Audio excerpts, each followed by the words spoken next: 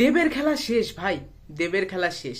পুরোটা শুনে যাও গালাগালি দেওয়ার আগে। দেখো, ডিসেম্বরে দেবের টনিক 2 আসছে, আমরা সবাই জানি, কিন্তু তার সাথে বিগেস্ট দুটো সিনেমা আসছে। এক সপ্তাহ আগে রিলিজ করবে আই থিঙ্ক ডুমসডে। টনিক 2 এখনো অ্যানাউন্সমেন্ট জানা যায়নি ডিসেম্বরে কোন সময় আসবে, 18 তারিখ আসবে না 25 তারিখ আসবে। 25 তারিখ তোমার শুক্রবারই পড়ছে, তো আশা করা যায় টনিক 2 25 তারিখ আসছে। কিন্তু তার আগে রিলিজ করছে এক সপ্তাহ আগে তোমার ডোমসডে, অ্যাভেঞ্জার্স ডোমসডে, যেটার জন্য ভাই সবাই আগ্রহী রয়েছে এবং দেখবে। আর ডিজে ব্যাক করছে, স্টিভ রজার্স ব্যাক করছে, আমাদের ক্যাপ্টেন আমেরিকা, থর, ক্রিস হেমসওয়ার্থ, ভাই সেটা বিশাল চলবে, বিশাল চলবে। 1-2 সপ্তাহ কি পুরো তোমার জানুয়ারিটাও কভার করে নেবে অ্যাভেঞ্জার্স ডোমসডে। প্লাস তার সাথে যদি টনিক 2 আবার তোমার 25 তারিখ রিলিজ করা হয়, তার আগের দিন রিলিজ হবে কিং।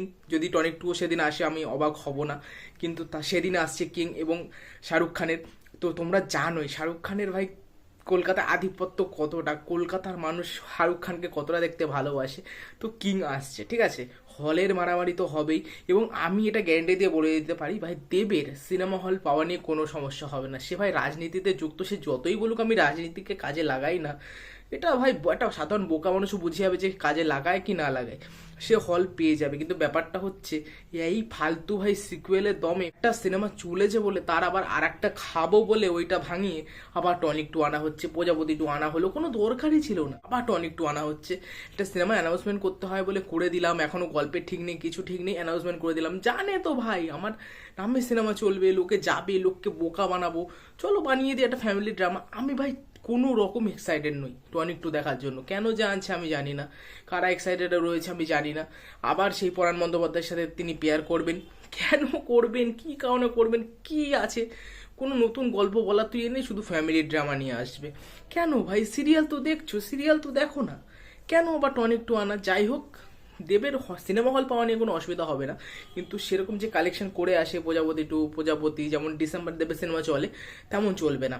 কিং আমি বলে দিচ্ছি গ্যারান্টি, সে ভালো হোক খারাপ হোক অ্যাভারেজ হোক, শাহরুখ খানের সিনেমা রমরমিয়ে চলবে ওই তোমার ডিসেম্বর জানুয়ারির মাসটা, দারুণভাবে চলবে। এবং অ্যাভেঞ্জার্স ডুমসডে ভাই পুরো সময়টা ধরে জানুয়ারি পুরো কভার করে নেবে, চলবে। কারণ আমি ভরসা আছে রুসো ব্রাদার্স ভাই অ্যাভেঞ্জার্স ডুমসডেকে অ্যানাদার লেভেলে নিয়ে যাবে, সেটা মজাদার হবে। এবং শোনা যাচ্ছে রানিং লেন্থ তো প্রায় 3 ঘন্টার কাছাকাছি বা বড় হতে পারে, সেদিক থেকে এক্সাইটেড রয়েছে। এবং 3জন বড় প্রিয় মানুষ আসছে, দেবও আসছে ভাই। দেব আমার প্রিয় ঠিকই, কিন্তু আমি ফ্যামিলি ড্রামা দেখতে চাই না, আর ভাল লাগে না ভাই ডিসেম্বরে। একটা সময় ছিল চলো টনিক দেখলাম, প্রজাপতি দেখলাম, প্রধান দেখলাম, ঠিক আছে, কিন্তু প্রত্যেক বছর একই ঘ্যানঘ্যানানি প্যান প্যানানি ফ্যামিলি ড্রামা নিয়ে আসা বিরক্তি লেগে যায় একটা সময় পরে।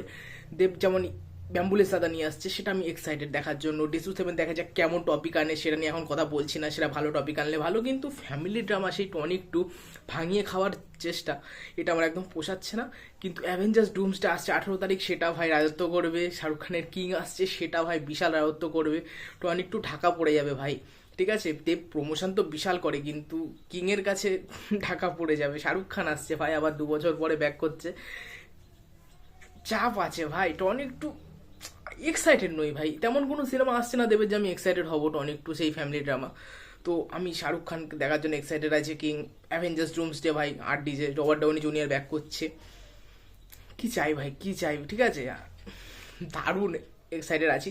আবার বরঞ্চ মার্চে ভালো একটা সিনেমা আসছে, পেডি আসছে, তারপর তোমার টক্সিক আসছে, ধুরন্ধর 2 আসছে, তারপর একটা কি সিনেমা আসছে, প্যারাডাইস আসছে নানির, ভাই মার্চ মাসটা, তারপর পুজোটা যেখানে বাংলা সিনেমা ক্ল্যাশ হবে, সেটা এক্সাইটেড হবে।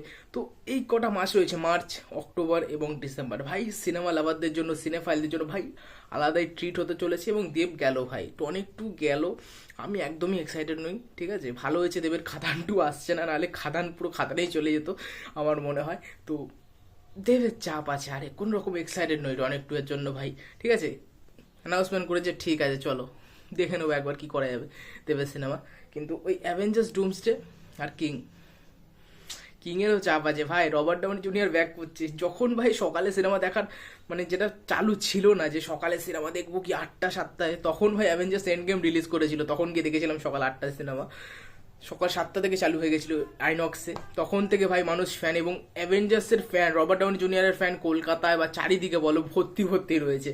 তো বিশাল চাপ হতে চলেছে, এবং ডিসেম্বরটা খুব বিজি থাকবে সিনেফাইলদের জন্য, মজাদার হতে চলেছে। এবং অ্যাভেঞ্জার্স ডুমসডে ভাই কিছুদিন পরেই বা ট্রেলার রিলিজ করবে, মাঝখানে আবার তোমার স্পাইডারম্যান ব্র্যান্ড নিউ ডের ট্রেলার রিলিজ করবে, চাপ আছে ভাই, চাপ আছে। খুবই এক্সাইটেড আমি অ্যাভেঞ্জার্স ডুমসডে কিং এর জন্য।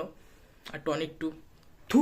তোমরা কোনটা দেখতে যাবে বা তিনটেই দেখবে নাকি অবশ্যই কমেন্ট করে জানিও। এখনো দূরের কথা, কিন্তু টনিক টু ডিসেম্বরে আসবে। দেব ভয় সরাবে না, এটা আমি বলে দিচ্ছি।